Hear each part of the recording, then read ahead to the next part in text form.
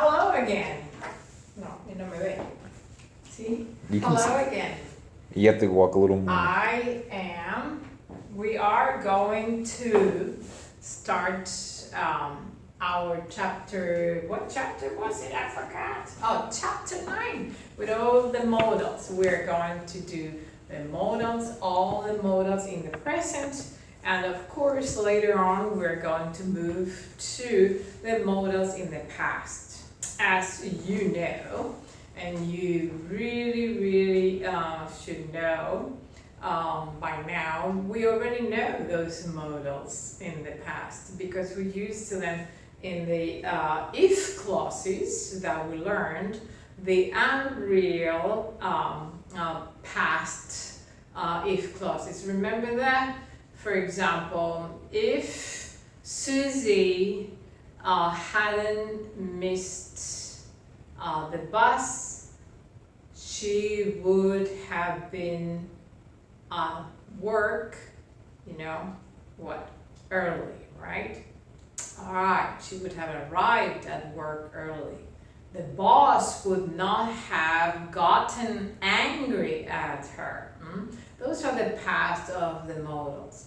And of course of all of them, but we're going to basically start giving some generalities about and all sorts of interesting and important points when we start studying the modals. All right. One of the most important things that I always point out is that there are very few modals that change, the form in the present when we use the third person singular. Of course, we have modal, have, or, of course, or has to, right? Okay. For example, we know that this one is for he, she, or it. And here, of course, is the verb in the infinitive, right?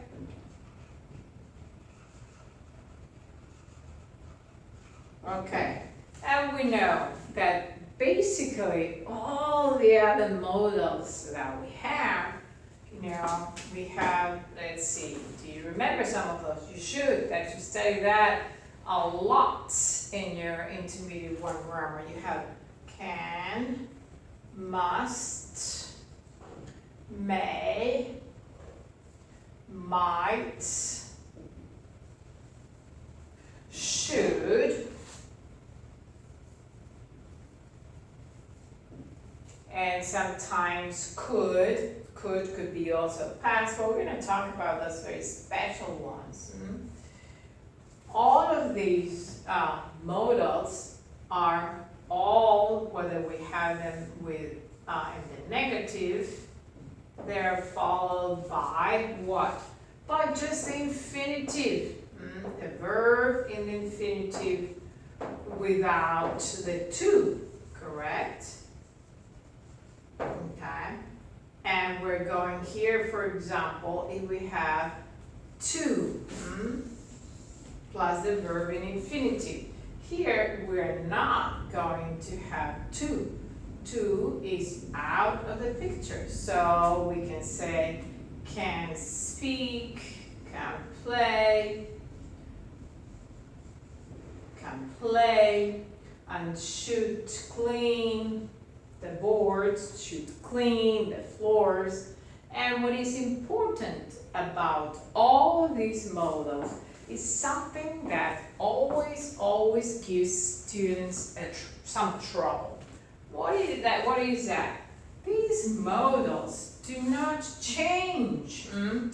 That we have the modal, whether it's in the affirmative or the negative, it could be in the negative, and the verb. We don't put s's anywhere. All the subjects for these forms always remain the same. What do we have in here? We have I, you, we, they, he, I wrote she, and it. all right? Definitely, all the forms remain the same. There is no S in here for any of the subjects, even if the subjects are she, he, or it. No S anywhere. We had to get that straight, okay? I think that, and that's one of the issues where we saw that when we used the past forms of the modals that we already know. When we try to make an agreement somewhat, we iterate, no, nothing changes. Okay, now, going back to, the meaning. What are the modals? What do they express? They express mood, okay? And they have very special meanings. And the meanings really depend on what we want to say. For example, if I say, you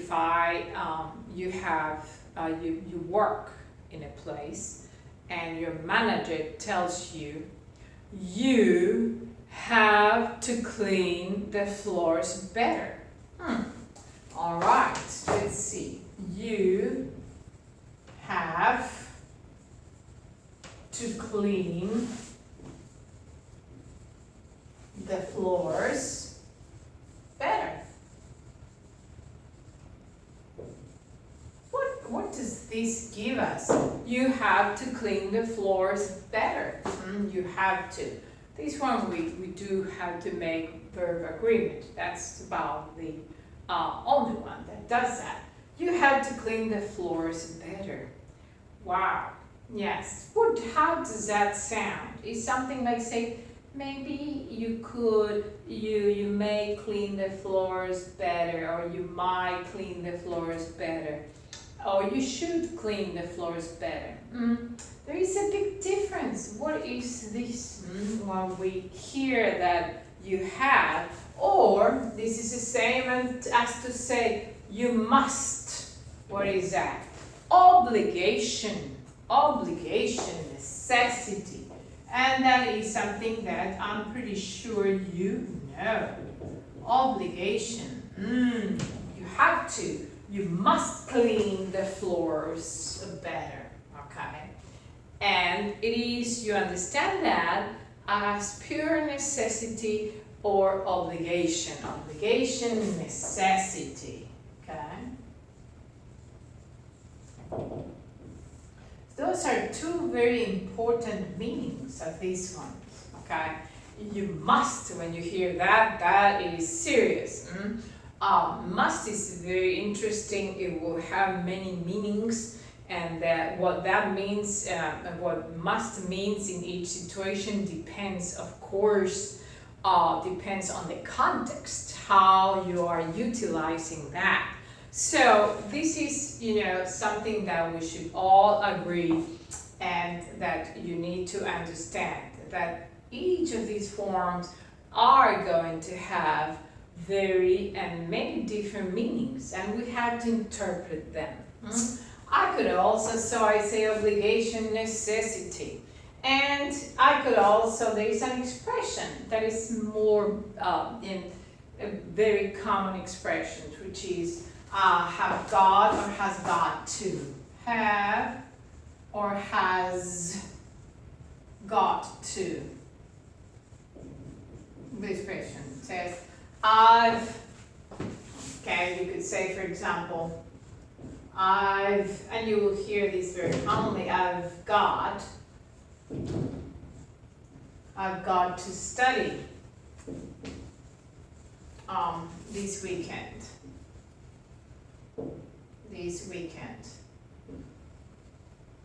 And if we put this in, so I can't go to the party.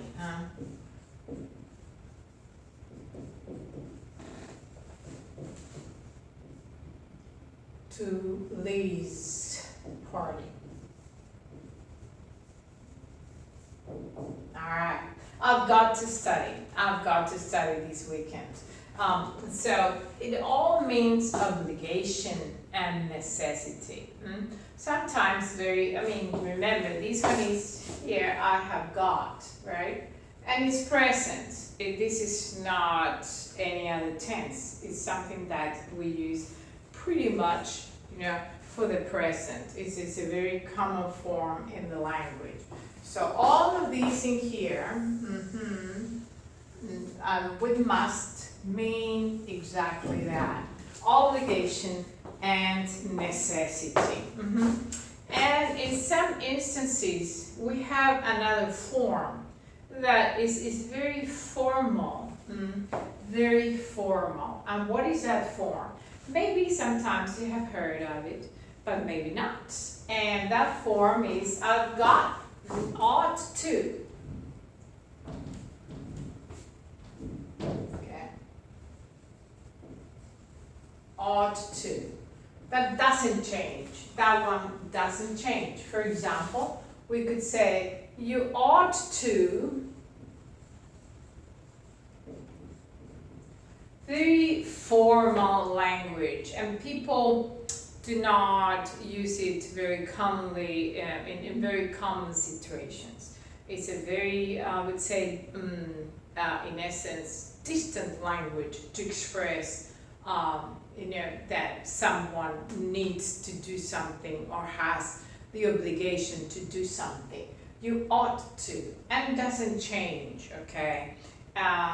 And it could be also used very commonly in the written language or in the very formal language, in the language of authority. Someone in authority who is a figure that we can respect may indicate that, may use that ought to, okay, to be taken very seriously.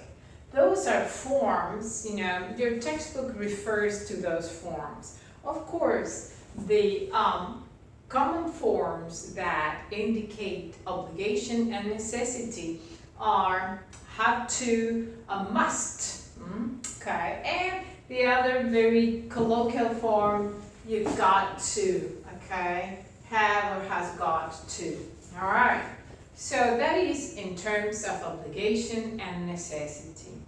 Now, here we have spoken about examples only in the affirmative. But if we talk about examples in the negative, the situation changes a little bit. For example, if I say, so all this is affirmative, obligation and a necessity in the affirmative. What happens when we actually, if we could actually put all of these and see if I say here, you don't. You don't have to come to school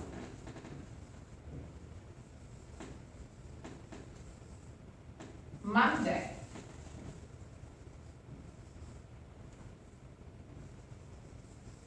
So, what does this sound like? You don't have to come to school Monday. What are we saying? And we say, of course, we're talking Sheila. What are we going to say? Doesn't have, right? We're in the negative. Doesn't have to work next week.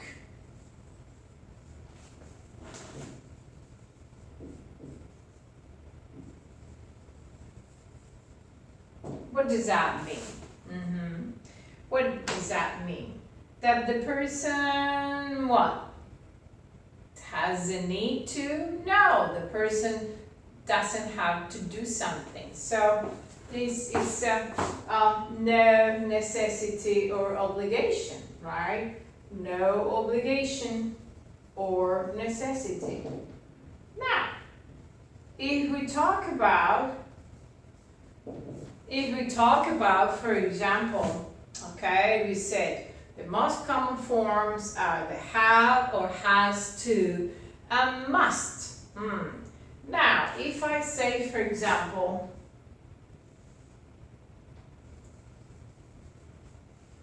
you mustn't or must not, you must not or mustn't, you must not, negative, or you mustn't, you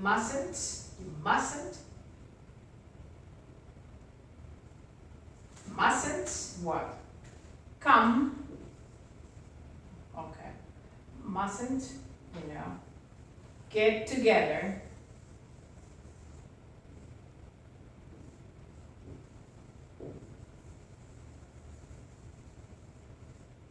with a lot of friends.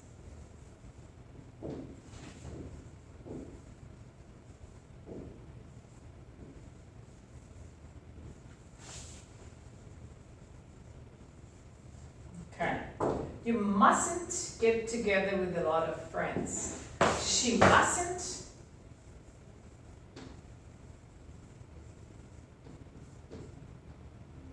She mustn't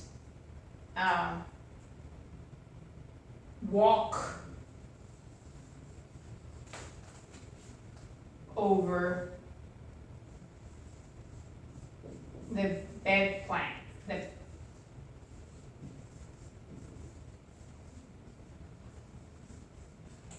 What does this sound like? What does this sound like when we use mustn't? Or you mustn't eat in class. When your teacher tells you you mustn't eat in class, what does that mean? What do you think that means?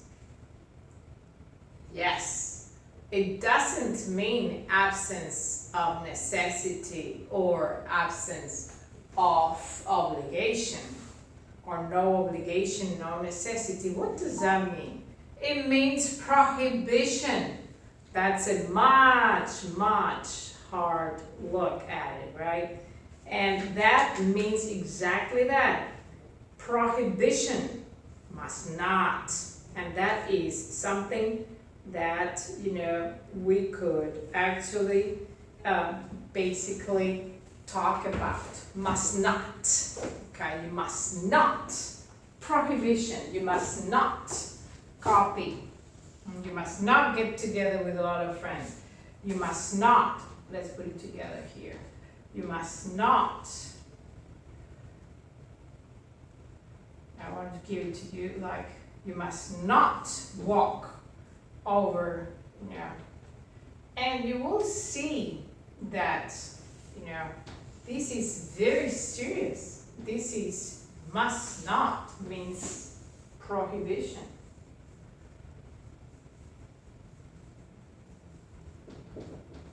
Okay. So these are very important differences. Just like from, the affirmative to the negative, we are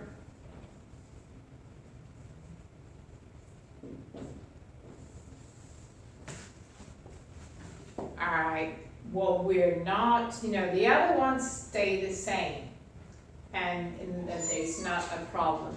So that's what we really need to think about, okay? How these modals express very clear ideas that exactly do that.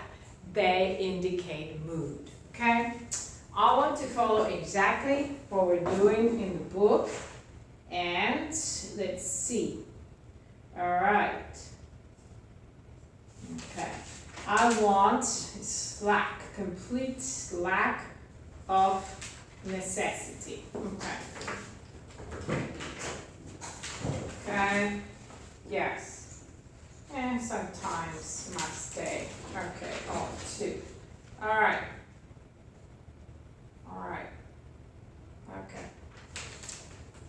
Now we are going to think about these. Okay. Absence of obligation or necessity. You don't need No obligation, there is no obligation, no necessity, absence of, okay?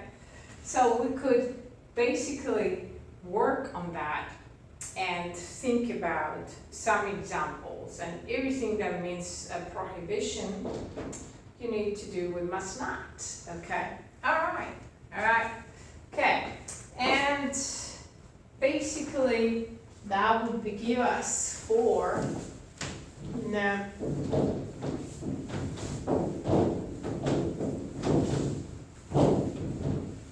all of these. Now we're going to go over some other interesting modals that probably you know and you may know a lot.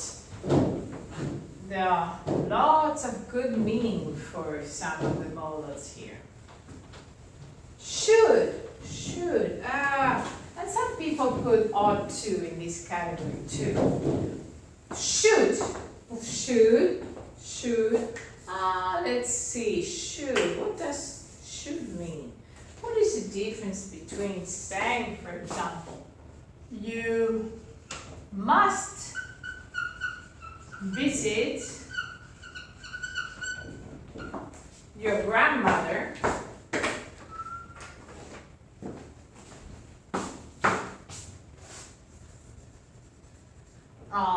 your grandparents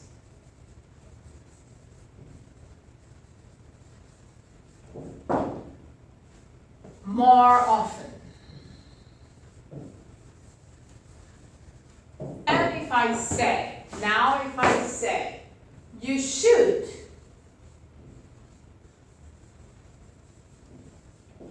visit your grandparents more often. What are we saying? Do you, in essence, there's a big difference in what we're saying. When we talk about must, or you have to, if you want to say it this way too, you have to visit your grandparents more often, or you should visit your parents more often. What are we really saying? Should sounds more as a what? As a piece of advice, right? Advice. Friendly advice. It's a big difference if the teacher just says, excuse me, for example, you must study harder, or you should study harder. There is a very important difference in the tone and the meaning. So if your boss tells you you must come earlier to work, or you should come earlier to work, you know that when the boss says you should, he is definitely, or she is friendlier. It's like, nice little advice or a little suggestion, okay? And also, we have here for advice, so we have should. And some people, we have this ought to. Okay, so we have should and ought to, which is definitely very formal, okay? And of course, all of them, should, ought to, and could. Could. And all right, so you say you should visit, and we could say, can we say you could visit? Yes. And does it, basically sounds as advice, or even as a suggestion? Yes. You're not, advice, suggestion. You could visit your grandparents more often. Something that you may want to say.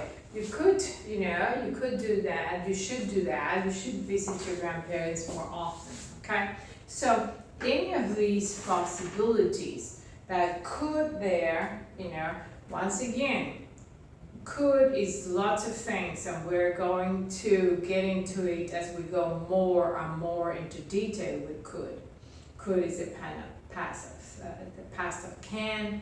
Could also means that what you're talking about You could be asking politely for something. For example, when we say, could you please, pass me the salt? Or could you please turn down the radio a little bit, or the TV a little bit? So could means lots of things, but as in the present, it could also mean, well, advice. You could, you could try to study more hours, or you should study more hours. So ought to, I put it as a very formal, and in reality, more leading to, I would say, more of a little sense of obligation. And we here have one that is also present, mind you. What is that? Have better. Do you know that? Have you ever used that one? That is more like, basically, it's a threat. It's an advice, but also at the same time, it's a little bit of a threat. Like, hey, it's better for you to do it. And that's what you're saying. And you could say you use it the same way. You had better. And basically this one comes very handy for an abbreviated form. You'd better,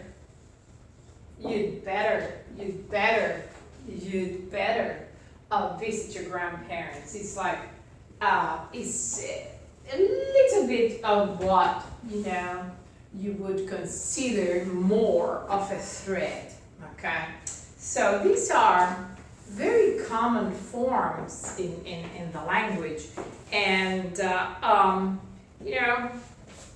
it's always that idea of suggestion, advice, okay? And this better has a little, for me and for many people too, it's like it's a little implied threat. You better. Come on, it's something that is something that you should do because it's, you'd better. It's that implication right there, all right? And basically, all of these ones, here in your textbook is very interesting.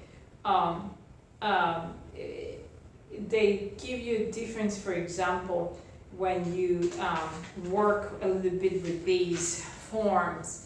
And said you ought to, but in a very, I would say, colloquial English, what you're saying. But, what the point of all of these for you to know is that they mean, really, they mean that. Advice, suggestion. And have better is like, even more, a little extra push, because if you don't do it, something could happen to you. You'd better, okay? So that's something that is like a little implied threat there. All right. So we have done a lot for this lesson. So let's see if we could basically move to some others of these modals, and we are going to be doing possibility, can, may, which other one? Might, yes, and that's it.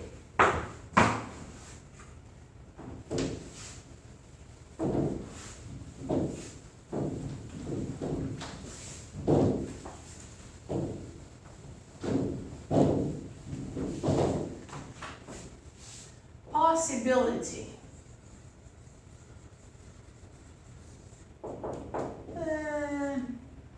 Can, may, and might.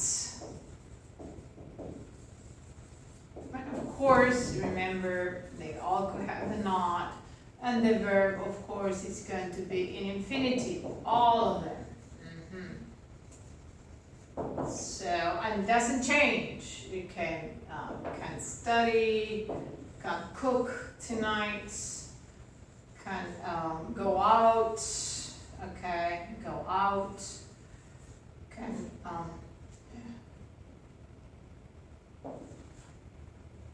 might watch. Okay, so Monday works well the same way for all the subjects. I, you, we, they, he, she, and it, right? So that is what we have. So here we can say,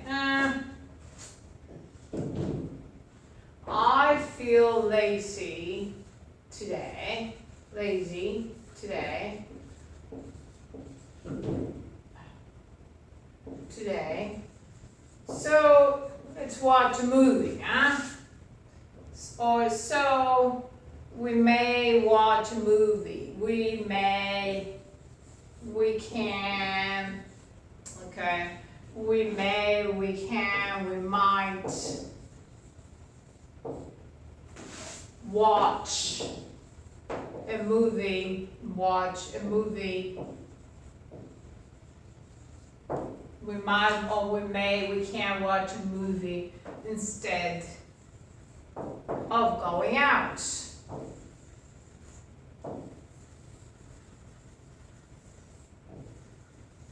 Alright, so right here, once again, we have can, that means of course other things that we're going to study, but these may, can, and might indicate that possibility. Which is better to use? Nah, there's not a better one, it's your choice. But remember that you're saying, it's a possibility. For example, you talk to your teacher and ask the teacher, oh, Miss Susie, do you think I am going to pass my class? And Miss Susie says, well, you may, or you might. And so that means that although you have very not nice grades, you can still make it. It's a possibility. And that is very important to think about what, these, all of these ones here, what they, really truly mean, okay? So, a possibility, very different. For example, if it says, we should go, say for example, if in this example that I gave here, I feel lazy today, so we should watch. Would it sound as the same, we should watch? That you're saying something different. What is that? What was with should, when we did should? What does that mean? We should, you're offering a suggestion, more of a suggestion. This is more of a possibility. So everything you could use, basically all the modals could fit into the place. But what is important in using the modals is to really, really convey the meaning that you really want to convey and not be wrong about it. Understand that? So it is very important that you progressively study the meaning of all of these modals. Alright? Alright, so we shall stop here, and I will be assigning you or sending you all the information. It will be in the email, and that's how we're going to communicate. And we will download these very few, we have presentations for you on YouTube, so you can watch them, okay? All right, and I'll be seeing you, okay? Thank you. ¿Cuánto duró esta?